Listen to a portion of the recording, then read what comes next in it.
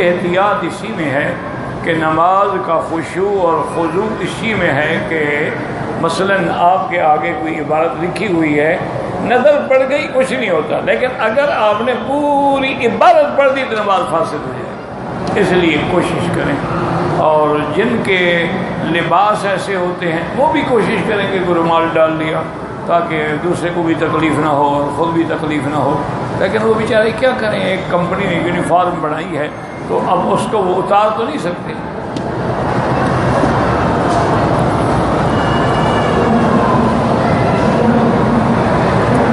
یہ چھوٹی چھوٹی چیزیں ہیں، لیکن اصل میں اگر کبھی غور کرو گے نا تو یہ دشمن کی سازشیں ہیں۔ اب مثلا دیکھو نا، جوتے کی تھیلی ہے، ٹھیک ہے، اچھی بات ہے کہ النعلین تحت العین، کے جوتے جو ہیں آنکھوں کے سامنے ہوں تاکہ چوری نہ ہو کسی دوسرے، لیکن اس تھیلی کے اوپر بھی باقاعدہ پوری عبادت لکھی ہوئی ہوتی ہے۔ اچھا، بعض لوگوں نے تو اس پر وہ پورا نعوذ باللہ اپنا نام بھی اور اپنا ایڈریس بھی، یہ انڈیا کا ہے، پاکستان کا ہے، فلاں جگہ کا ہے، اس کا نام بھی جوتوں والی تھیلی پہ لکھا ہوا، اور وہی تھیلی آگے رکھی، اب آدمی اس کو پڑھے، نماز تو گئی نا۔ اس کی چھوٹی سی مثال سمجھ لیں، مثلاً آپ کسی بڑے افسر کے سامنے، مجسٹریٹ کے سامنے، ہائی کورٹ کے جج کے سامنے کھڑے ہیں، تو وہ آپ کی طرف دیکھ رہا ہو اور آپ ادھر ادھر دیکھ رہے ہوں تو وہ کہے گا اس کو کیا ہے، توہین عدالت کا مرتکب ہے، اس کو سزا دو، اس کو بند کر دو۔ کہ میں اس کو دیکھ رہا ہوں، وہ ادھر ادھر دیکھ رہا۔ تو جب تم نماز میں ہوتے ہو تو اللہ تعالیٰ کا وجہ مبارک جو ہے وہ سامنے ہوتا ہے، نظر سامنے ہوتی ہے، اور جب تم ادھر ادھر منہ کرتے ہو تو اللہ بھی اپنی نظر ہٹا لیتے ہیں۔ اسی لیے حکم ہے کہ نماز کے اندر بالکل ایسے سکون سے کھڑے ہوں۔ اتنا نماز نام ہی سکون کا ہے، نماز کھیلنے کا نام نہیں ہے۔ اور ہمارے تو آج کل جو نوجوان مولوی نکلے ہیں نا ماشاءاللہ، یہ آگے پیچھے بڑے آرام سے بیٹھیں گے، نماز شروع کریں گے ان کو کھرک شروع ہو جائے گی، کوئی ادھر کرے گا، کوئی ادھر کرے گا، کوئی رومال پھینکے گا، کوئی گھڑی دیکھے گا، کوئی موبائل نکال کے دیکھے گا کس کی کال آئی ہے۔ یہ نماز ہے؟ انا للہ و انا الیہ راجعون، ولا نقول الا لا حول ولا قوة الا باللہ العلی العظیم، یعنی بالکل کأنک ترا، گویا کہ تم اپنے رب کو دیکھ رہے۔ اگر اس مقام پہ نہیں جا سکتے ہو تو ان لم تکن تراہ فانہ یراک، یہ تو یقین رکھو نا کہ اللہ تمہیں دیکھ رہا ہے۔ جب اللہ ہمیں دیکھ رہا ہے تو کیا کہ یہ گھڑیاں دیکھ رہا ہے، ٹائم دیکھ رہا ہے، موبائل سے کھیل رہا ہے، اور یہ کبھی ادھر دیکھتا ہے کبھی ادھر دیکھتا ہے، اس کو آگے پیچھے خارش نہیں ہوتی، نماز میں کھڑے کھڑے خارش شروع ہو جاتی ہے اس کو۔ انا للہ و انا الیہ راجعون، ولا نقول الا لا حول ولا قوة الا باللہ العلی العظیم۔ تو تاریخ کی باتوں میں آتا ہے کہ امام ابو حنیفہ رحمۃ اللہ علیہ اپنے گھر کی چھت پہ نماز پڑھتے تھے، اوپر ذرا ہوا اچھی لگ جاتی ہے اور کوئی دیکھنے والا بھی نہیں ہوتا تھا، گھر والے بھی ڈسٹرب نہیں ہوتے تھے۔ تو ان کا ایک ہمسایہ تھا، اس کا بچہ تھا 7-8 سال کا، تو وہ اپنے ابا سے ایک دن پوچھنے لگا، ابا جان وہ اس چھت پہ ایک ستون کھڑا تھا، وہ کدھر گیا؟ گر گیا؟ اور نے کہا بیٹا ستون نہیں، وہ امام صاحب نماز پڑھتے تم نے دیکھا ہوگا، ستون کوئی نہیں تھا۔ تو وہ جب کھڑے ہوتے تھے تو مجال ہے کہ کوئی بدن میں حرکت۔ ایک تجربہ میں آپ کو بتاؤں کہ اگر دعا مانگنے میں تمہیں لذت آئے اور لمبی سے لمبی دعا کرو تو سمجھ لو اللہ راضی ہے، اللہ مجھے مانگنے کی توفیق دے رہا۔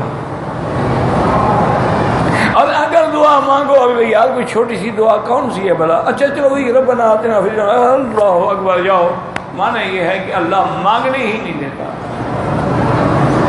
وہ چاہتا ہی نہیں ہے کہ تم اس کے سامنے ہاتھ پھیلاؤ۔ بس یہ امتحان دماغ میں رکھ لیا۔ حضرت قاری فتح محمد صاحب تھے نا رحمۃ اللہ علیہ، اللہ اکبر، آنکھوں سے نابینا تھے، لیکن اللہ اکبر ان کا عمرہ جو ہے نا، آپ یقین فرمائیں کم از کم 4-5 گھنٹے لگتے تھے عمرے میں. جب حرم میں رش نہیں ہوتا تھا 10 منٹ میں طواف ہو جاتا تھا، 20 منٹ میں صفا ہو جاتی تھی.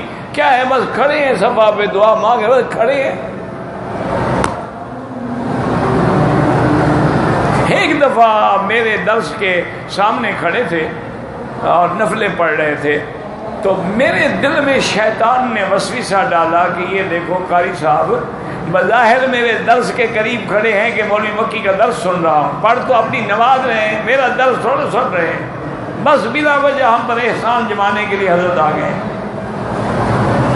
میرے دل میں وسوسہ آیا شیطان کہ بھئی یہ درس اس طرح تھوڑا سنا جائے، وہ تو اپنی نماز پڑھ رہے ہیں.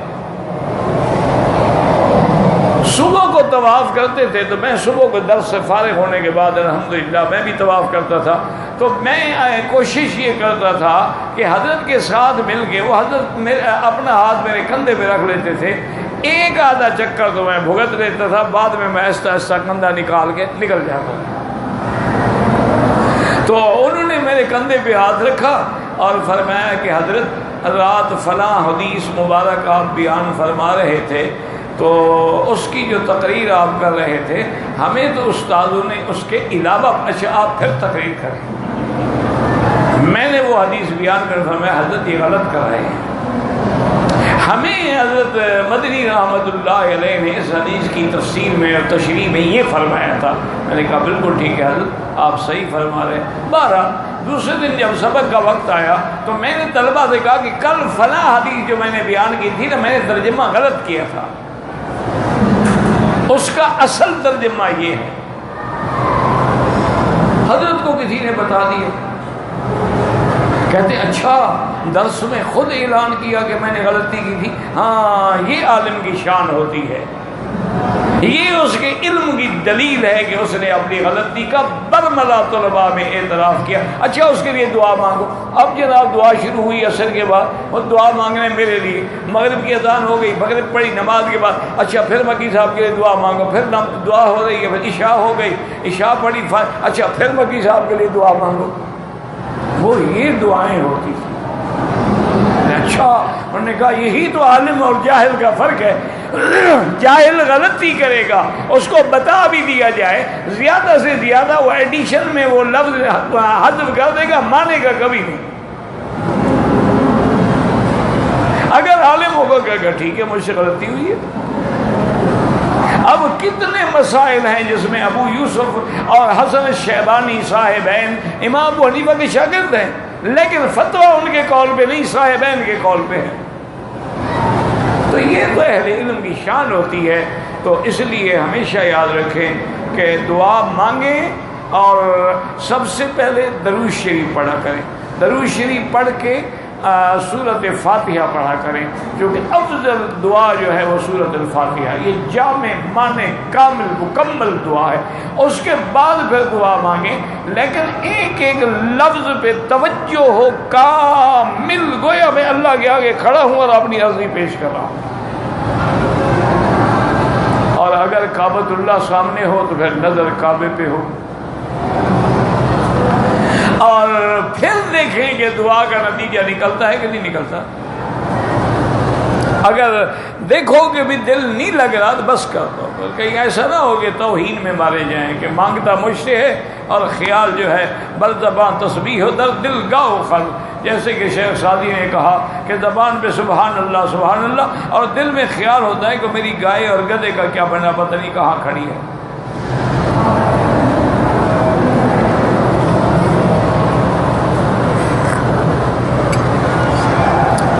کمپنی والے لوگ جو ہیں نا جی، بس وہ یہی کریں کہ کوئی عربی رومال جیسے ہوتا ہے، کوئی چادر ہوتی ہے، نماز میں ویسے ایسے کندھے پہ ڈال دی تاکہ کسی دوسرے کی نماز خراب نہ ہو. اس کی تو نہیں ہوگی، اس کی نظر تو نہیں پڑے گی نا، اس کی تو پشت پہ لکھا ہوتا ہے نا اکثر.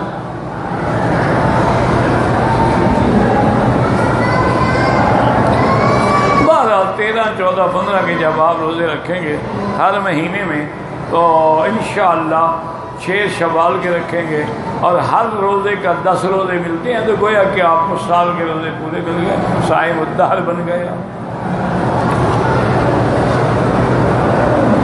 اللہ تعالیٰ کو راضی رکھنے کے لیے کون سا صدقہ زیادہ بہتر ہے؟ جن علاقوں میں پانی نہیں ہے نا، وہاں پانی کا انتظام، سب سے افضل صدقہ جو ہے وہ پانی ہے۔ جیسے تھر کا علاقہ ہے، روہی کا علاقہ ہے، تو وہاں میلوں تک پانی نہیں،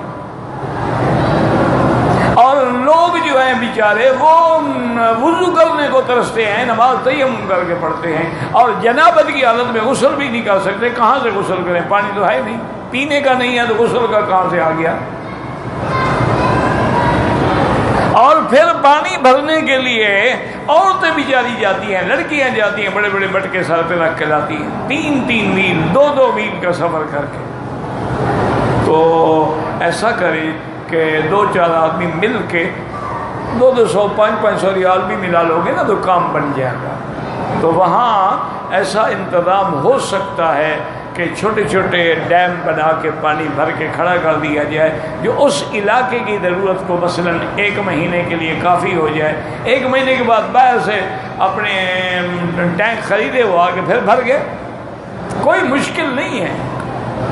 افضل صدقہ یہی ہے۔ باقی اللہ تو راضی ہو تو ایک چھوٹی سے کھجور کھلانے پر بھی راضی ہو جائے، وہ تو کریم ہے نا۔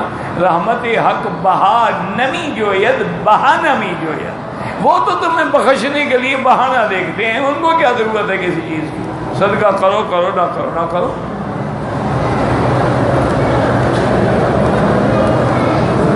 کہتے ہیں جی کہ میں جادو کیا گیا ہے میرے اوپر، جب جن حاضر ہوتا ہے، کلام کرتا ہے، کہتا ہے اس کو اس مہینے کے اندر واپس پاکستان جانا ہے۔ بہرحال گزارش یہ ہے میرا بھائی، تو میں تو یہ جن بھوت جادو سحر وغیرہ کو نہ جانتا ہوں نہ سمجھتا ہوں، لیکن جو قرآن و حدیث میں ہمیں علاج ملتا ہے وہ یہ ہے کہ سورۃ البقرہ اپنے ٹیلی فون میں فیڈ کر لو اور ہیڈ فون لگا کے روز سنا کرو۔ اگر واقعتاً جن ہے تو انشاءاللہ وہ 3 دن کے اندر اندر بھاگ جائے گا، اور تم نے خود بہانہ بنایا ہوا ہے تو اس کا تو کوئی علاج ہی نہیں۔ اس کا کیا علاج ہے؟ اس کو تو کوئی نہیں بھگا سکتا نا جی۔ تو اگر واقعی جن ہے تو مجھے اپنے مدنی پاک کے حکم پہ یقین ہے کہ جس گھر میں سورۃ البقرہ پڑھی جائے شیطان داخل ہی نہیں ہو سکتا۔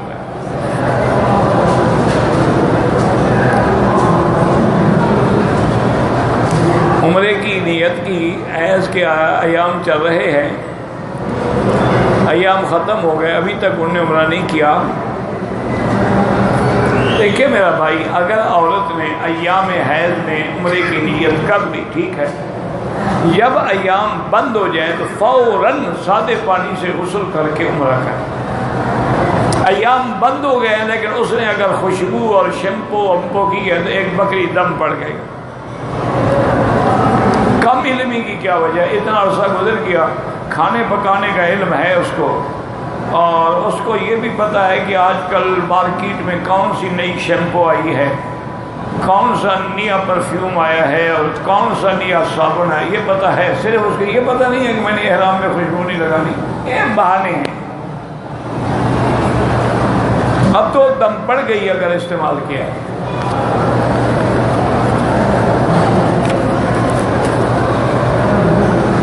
کہتے ہیں جی کالا رنگ داڑھی کو اکثر علماء لگاتے ہیں، مجھے 2 علماء تو دکھاؤ جو کالا رنگ لگاتے ہیں۔ ایسے اکثر علماء، مجھے 2 کا نام بتا دو صرف، تاکہ میں بھی دیکھ لوں کہ علماء کالا رنگ لگاتے ہیں۔ ہر داڑھی رکھنے والا تمہیں عالم نظر آتا ہے؟ یہ کس نے کہا ہے؟ آپ علماء کبھی نہیں لگاتے۔ اگر وہ لگائیں گے تو اس میں مہندی ملا کے اس کو براؤن یا ڈارک براؤن یوں کر دیتے، وہ تمہیں دور سے کالا نظر آتا ہے، قریب بیٹھ کے دیکھو گے تو وہ بالکل بنی رنگ کا ہوگا۔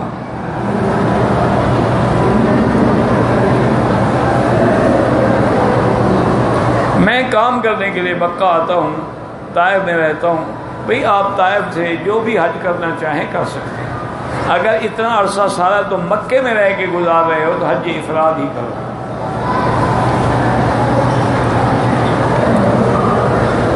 حج بدل کا کوئی فرق نہیں ہے، جیسے اپنا حج کرتے ہو وہی ہے، بس ہر کام میں نیت اس کی ہو جس کے لیے حج بدل ہے، اور حج بدل میں افضل یہ ہے کہ حج افراد ہو۔ طواف کے معنی ہاتھ کا اشارہ کرنا یہ اس طرح ہے، ہاتھ لگ جائے تو بوسہ دو، نہ لگے تو بوسے کی ضرورت نہیں۔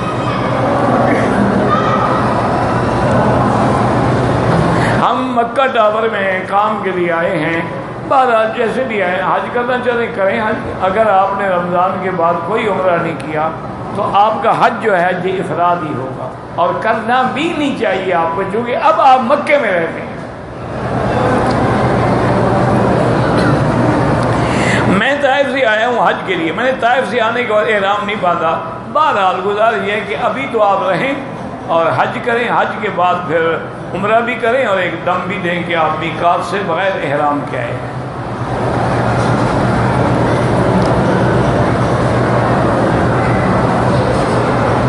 کہتے ہیں اور کس نبی کے پیچھے سب سے زیادہ صفیں ہوں گی؟ سب سے زیادہ امت ہمارے آقا کی ہو، حضور صلی اللہ علیہ وسلم۔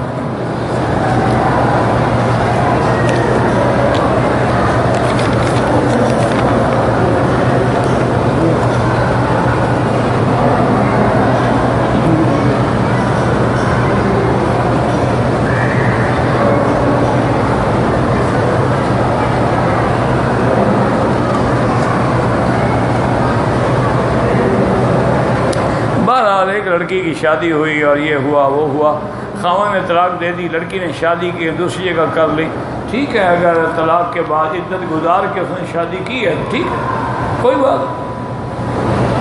اگر عدت نہیں گزاری ہے تو عدت 1 مہینہ ہوتی ہے، 1 مہینہ گزر گیا عدت ختم۔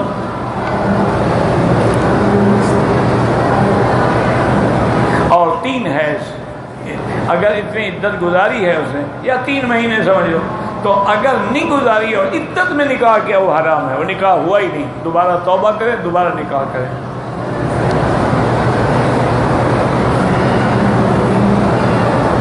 ہاں بالکل، کوئٹہ میں ایک بہت بڑا زبردست ظلم ہوا ہے جس میں 70 کے قریب لوگ شہید ہو گئے ہیں، ان میں بڑے بڑے لوگ تھے، وکلاء تھے، بار ایسوسیشن کے پریزیڈنٹ تھے، بڑے پڑھے لکھے لوگ تھے، لیکن ظالموں نے پہلے مارا اور ان کو پتہ تھا کہ اب یہ لے کے سارے دوڑیں گے ہسپتال، تو پھر ہسپتال کے دروازے پہ دوبارہ حملہ کر دیا۔ انا للہ و انا الیہ راجعون۔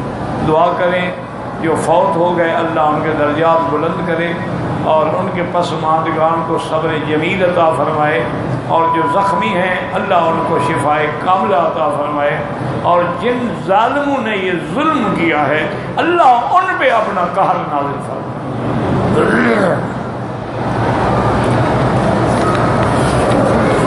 اصل یاد رکھیں کہ یہ پتہ تو وہاں کے لوگوں کو ہوگا نا، ہم تو بہت دور ہیں، اور دور کے علاوہ پھر ہمیں سیاست سے بھی کوئی تعلق نہیں ہے، لیکن میں آج تک یہ بات نہیں مانتا کہ کوئی مسلمان جو ہے وہ ایسی حرکت کر سکتا۔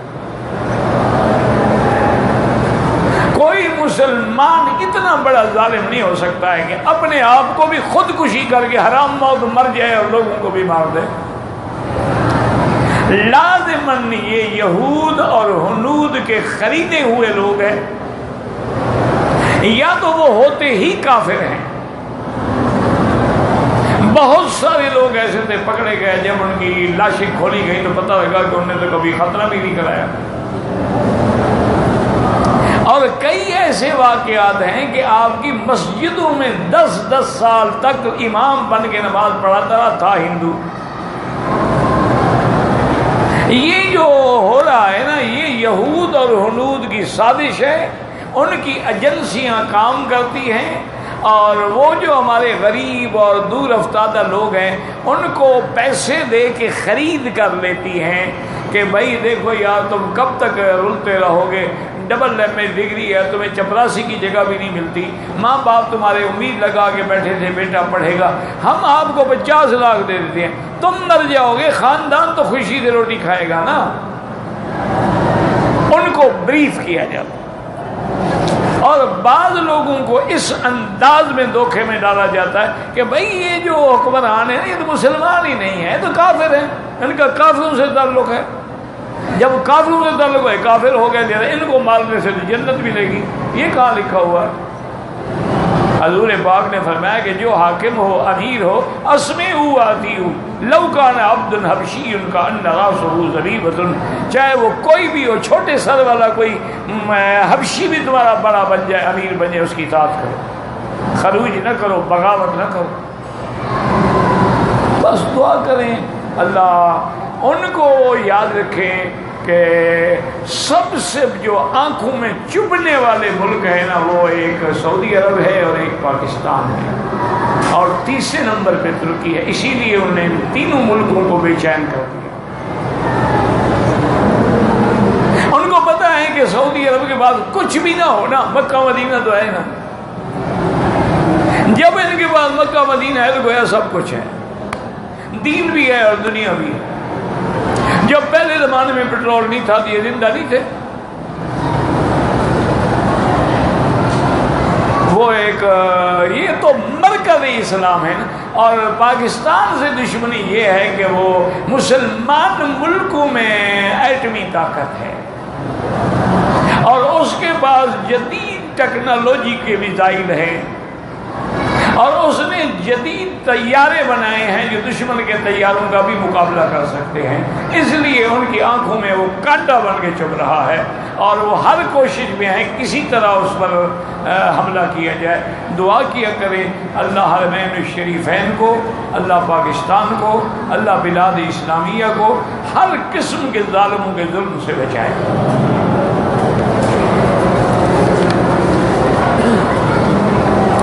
طواف شکرانے کی نیت کرو، ٹھیک ہے، حاجت کے لیے، کیونکہ طواف ایسے ہے جیسے نماز، یا اللہ میں تیرے شکر کے لیے طواف کر رہا ہوں، یا اللہ میرے فلاں کام ہو جائے میں طواف، کوئی بات نہیں۔ اگر رمضان کے روزے بیماری کی وجہ سے نہیں رکھے تو اب رکھتا رہے، ایک ایک کر کے وہ پورے کرے، اگر کٹھے رکھ سکتا ہے ٹھیک ہے، اور کوئی ضرورت نہیں کٹھے رکھنے کی، ہفتے میں 1 رکھ لیا، 2 رکھ لیے، یا یوں کر لو نا کہ اسی قضا کی نیت کر کے سوموار اور خمیس رکھ لیا، تاکہ سنت بھی ادا ہو گئی، روزے بھی قضا ہو گئے۔ پھر جب روزے رکھ رہے تو فدیہ کیوں دے؟ فدیہ وہ دیتا ہے جو بیمار تھا، روزے نہیں رکھے اور ٹھیک ہونے کی امید بھی نہیں ہے، وہ فدیہ دے گا۔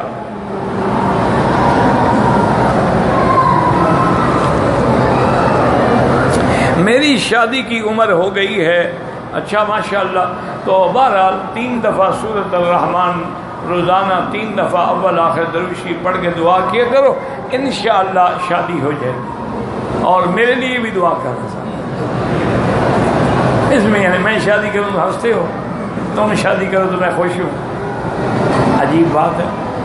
شادی کی ضرورت تو اب ہمیں ہے کہ جب کوئی خدمت کرنے والا ہو، جوانی میں تو آدمی کو احتیاج ہی نہیں ہوتی، خدمت کی ضرورت ہی نہیں ہوتی۔ آپ کے ہاتھ میں بیعت ہو سکتے ہیں، نہیں ہو سکتے، کیونکہ میں کسی کا مجاز نہیں ہوں، اور نہ ہی میں بیعت کرتا ہوں، یہ ایک الگ سلسلہ ہے۔ کسی اللہ والے کو ڈھونڈیں، کسی بزرگ کو تلاش کریں، مل جائے ٹھیک ہے، نہ ملے کوئی ضروری نہیں، اگر کوئی اہل اللہ مل جائے اس کے ہاتھ میں بیعت کریں، اچھی بات ہے کہ آدمی کسی کو بڑا مانے گا تو اس کے حکم پہ چلے گا نا۔ باقی میں تو میرا بھائی کا بھی بیعت نہیں کرتا، اور نہ کئی بزرگوں نے مجھے ویسے اجازت دے رکھی ہے تو، لیکن میں نہیں کرتا، مجھے اپنے گناہ نہیں اٹھائے جاتے، تیرے گناہ بھی اپنے سر پہ رکھ لو۔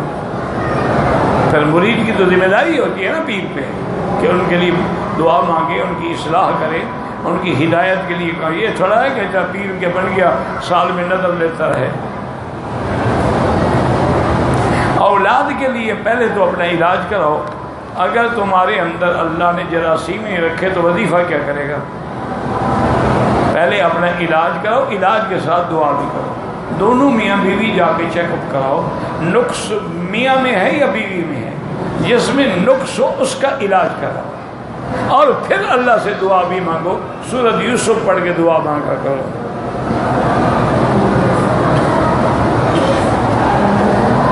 میرا بھائی عشق کی بیماری میں مبتلا ہے، دعا کرو اللہ اس کو نجات دے، کیونکہ عشق تو ہوتا ہی ایسی چیز ہے نا جی کہ عین سے عقل چلی جاتی ہے، شین سے شرم چلا جاتا ہے، کاف سے قرار چلا جاتا ہے۔ جب تینوں چیزیں چلی جائیں تو بندہ عاشق بنے۔ اس کو کہو جناب استغفار کرے، توبہ کرے، ورنہ پھر وہی بلوچی علاج کرو، کمرے میں بند کر کے روزانہ 10 چھتر ناشتے میں مارو، 3 دن میں انشاءاللہ عشق وشق نکل جائے گا نیچے سے۔ بلوچی علاج ہے ہمارا یہی، کوئی عشق وشق نہیں ہوتا، سب ماں باپ کو ذلیل کرنے کے لیے۔ تو میں مرتا ہوں کہ مرو جناب، مر کے دکھاؤ۔ اس کا علاج پھر یہی ہوتا ہے کہ دروازہ بند کر کے ریڈیو کو فل ویلیوم میں کھول دو تاکہ چیختا رہے، کوئی آواز ہی نہ سنے۔ 3 دن میں اگر عشق شریف نکل جائے نیچے سے تو مجھے بتانا۔ فون پر نکاح نہیں ہو سکتا، دونوں کا ایک جگہ ہونا ضروری ہے، لیکن اب سنا ہے کہ علماء نے اجازت دے دی ہے کہ فون پر بھی اگر ایجاب و قبول ہو جائے، لیکن بہتر یہی ہے کسی کو وکیل بنا دو، وہ تمہارا نکاح کر دے بس۔ اپنے خاندان میں جو چچے کی اولاد، اس سے عورت ہاتھ نہیں ملا سکتی۔